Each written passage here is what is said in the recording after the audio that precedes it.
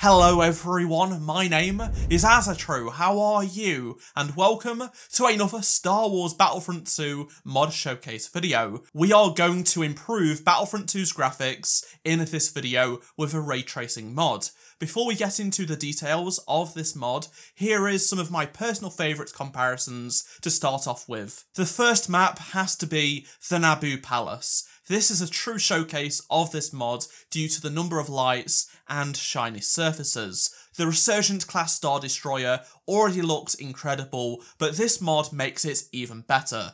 Those lights and surfaces, especially with the door sections of the map, the sunny weather variation of Endor receives an upgrade too, which once again I do prefer compared to the non-ray traced version. Kamino is yet another showcase piece because of the surfaces and lights. It feels a lot less gloomy, and it reminds me of the first time we set foot on Kamino watching Attack of the Clones. I would love to hear your thoughts on the map differences I show throughout this video, so let me know down in the comments. As I show more comparisons, there are a few important things you should know. I'm using Marty McFly's Reshade Ray Tracing shader and a preset from Cap'n Nick Sparrow at the maximum in-game settings on RTX 3080. Sadly, this mod does not take advantage of the RT cores found in RTX graphics cards, meaning it does take a hefty performance drop. But this does mean you aren't limited to using an RTX graphics card. If you have something like a 1060, which most people do have, you can use this mod, but there is a performance drop.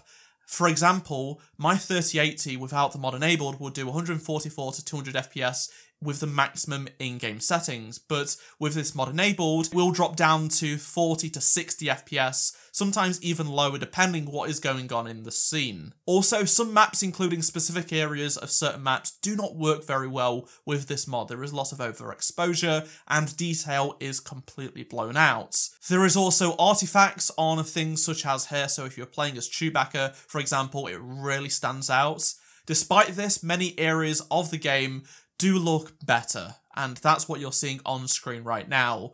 This mod does not change reflections, it's just adjusting the lighting and ambient occlusion, but again, it's not perfect because it's not properly implemented ray tracing, but it is still very cool to see. YouTube also heavily compresses videos, so if you can't really tell some of the differences and you're losing detail, that's because it's YouTube and you really need to try it out for yourself. That's to get the full experience, and I would totally recommend it. There will be a download link to the preset and shader down in the description below, so you can go check them out. The mod page has a simple tutorial explaining how you can install this mod and get it up and running in just a few steps. It takes literally just a few minutes. However, you will need to subscribe to Marty's Patreon to get the shader just like I did. You can also play around with the shader settings for your personal preference. I did play around a little bit and alter some settings to make some maps look a little bit better than what the preset gave me, but it is all down to personal preference, and that is why